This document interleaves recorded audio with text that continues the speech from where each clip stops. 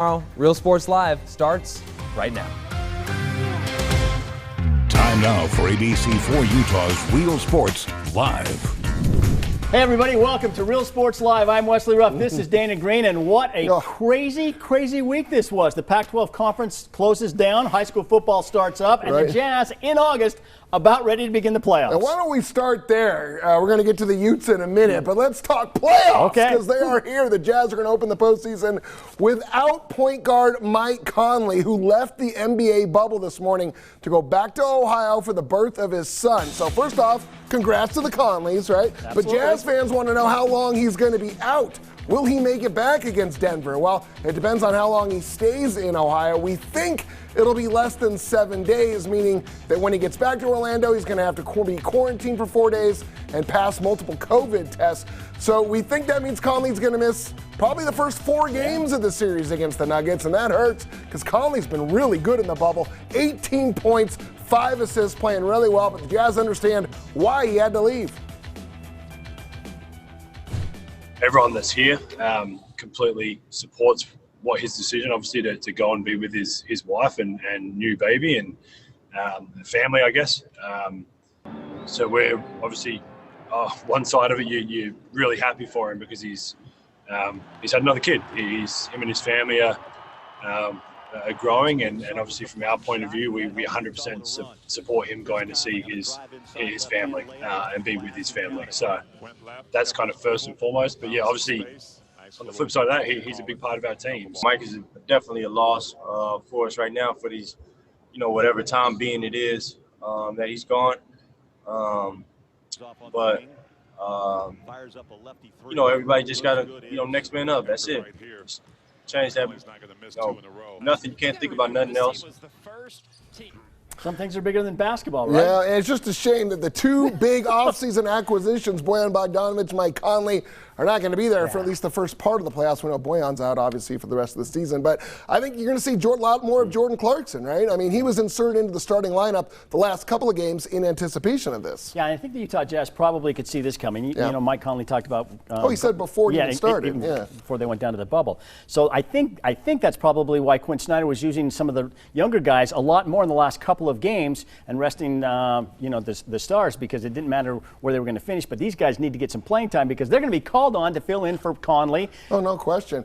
I mean, because if you have Clarkson in the starting lineup, that really depletes the bench as well. I mean, you got big minutes for George Niang, big minutes for He's probably going to see some time, and he looked pretty good in the bubble. And Joe Ingles, who really looked like he can be a distributor. I think he had 13 assists in one game.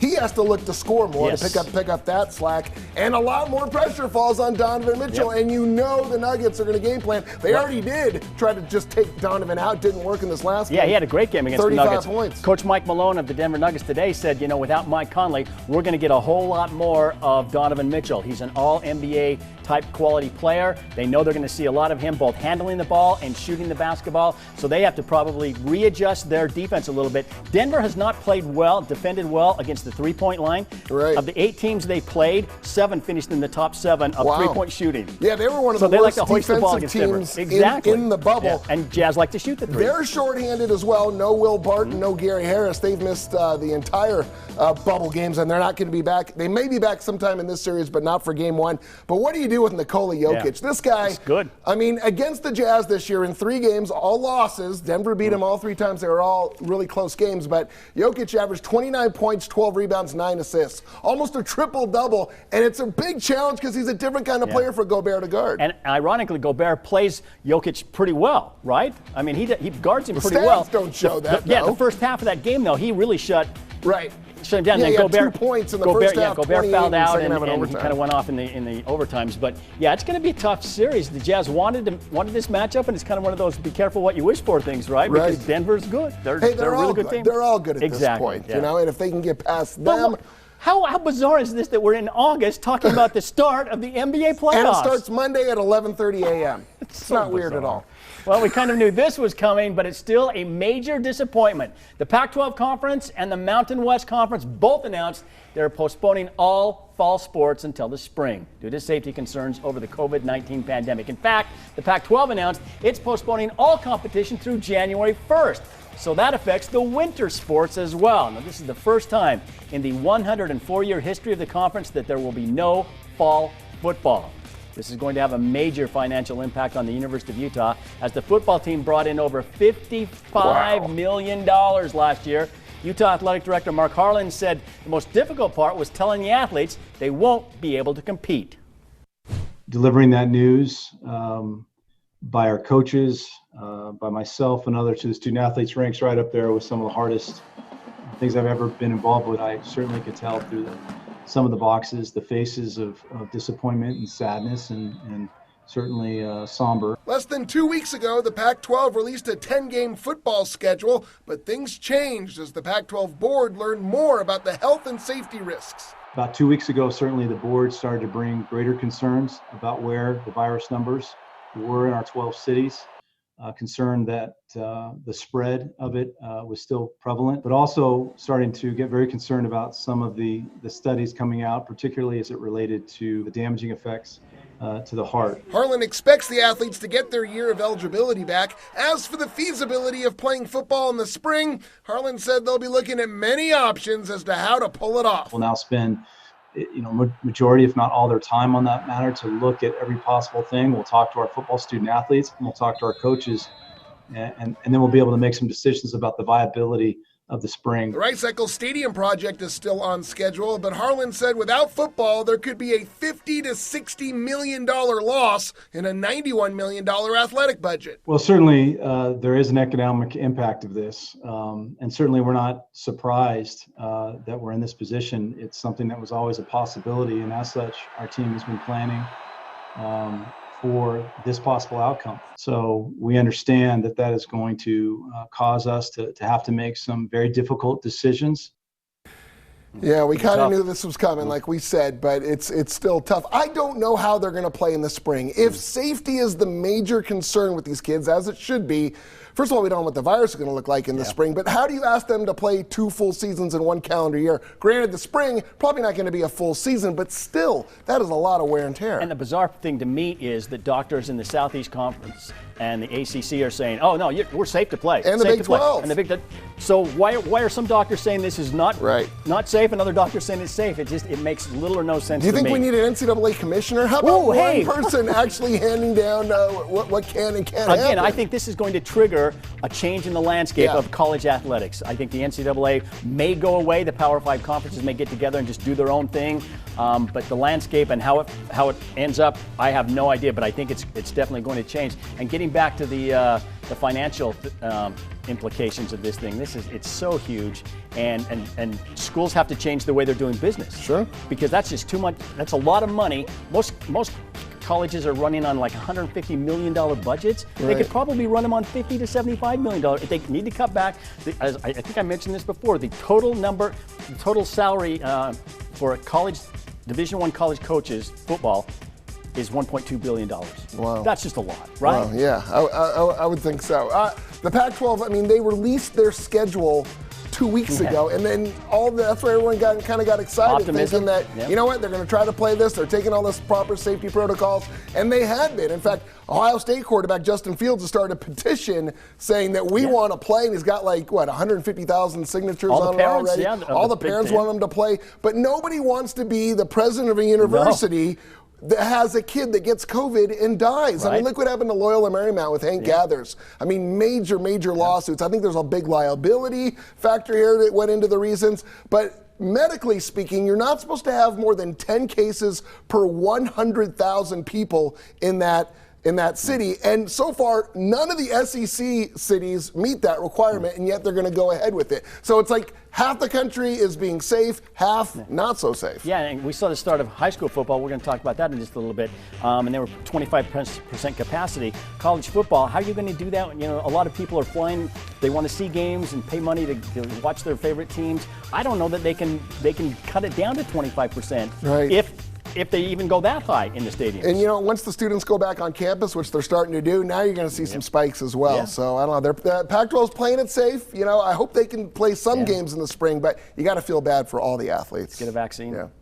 Yeah, that would help. All right, so no fall football for Utah, Utah State, Weber State, Southern Utah, or Dixie State, but they're still hoping for at least part of the season at BYU. The Cougars, who began full pad practices this week, actually scheduled another game this week. Troy University from Alabama. They're coming to Provo September 26th. So that gives BYU 4 games on its schedule at Navy and 3 home games. Troy, Houston, and North Alabama. Wes, that's 4 games over a 10-week period. So you know Tom Holmoe's going to try to fill in the blanks with some other games, maybe a couple of independents like Army or Liberty. Sunbelt Conference still playing. Wes, how many games do you see BYU playing this year? I do not know, and I don't know why when they scheduled Troy. Why couldn't you schedule Troy in a home and home for the same year? For the same year? I mean, if the teams want to, if they want to play and they think they can make it work, why couldn't you do it home and home? Well, they did schedule a home and home for 2026. Yeah, I know, but I mean, they need the games now.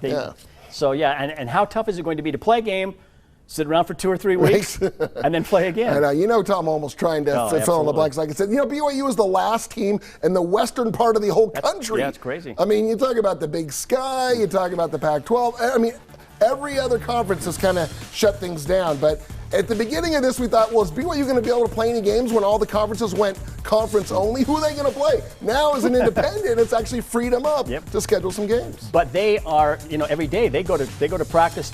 Coach Kalani Satake said he's just going to keep practicing until they're told otherwise. But the players are like, is it over today? Is today the day that we're going to lose more games, or we're going to shut this thing down? So they're just, it's that state of flux that they're in. It's got to be difficult, because how hard do you practice when you think we may not even have a season? Well, at least they have a season opener. Like, they're watching game film on Navy because they know, as of now, who knows what can change, but that's the game they're gearing up for. So, yeah, we talked to the Cougars 3 times this week, and they're all saying, yeah, we're practicing like it's a 12-game schedule. Until we're told otherwise. Yeah, might as well. All right, time for a quick break here on Real Sports Live. Yes, but coming up, high school football is back, and that means our top plays and the player of the week is back as well. Stick around.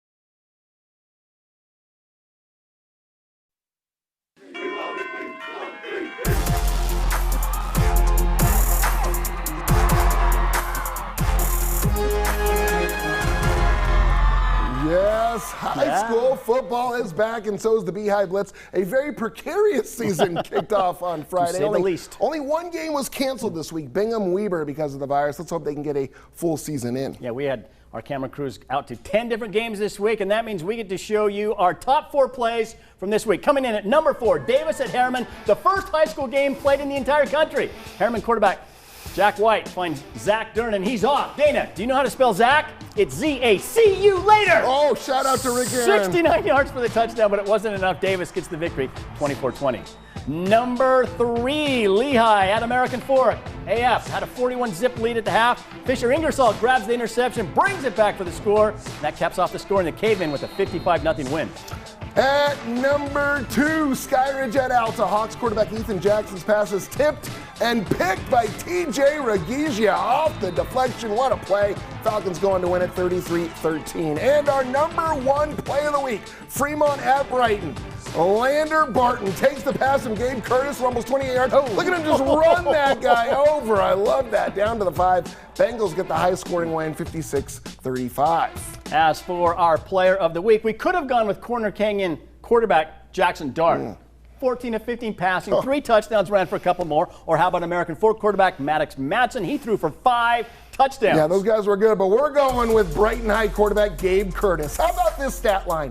20 of 26, 242 yards, 4 touchdown passes. On top of that, he rushed for 193 yards and 2 more touchdowns. So if you do the math, I know you love math. I love math. 435 total yards, 6 touchdowns. Wow. As Brighton won a scoring fest over Fremont, 56-42. So congrats to Gabe Curtis, a well-deserved Beehive Blitz Player of the Week. I heard he also sold popcorn at halftime. He did it all. Did it all. That's going to do it for this edition of Real Sports Live. Utah Jazz playing the Denver Nuggets. Game 1 of the NBA playoffs tomorrow, 11:30 in the morning. In the morning. Set your alarm clock. I know you don't wake up till noon. I don't. Usually. See you next week.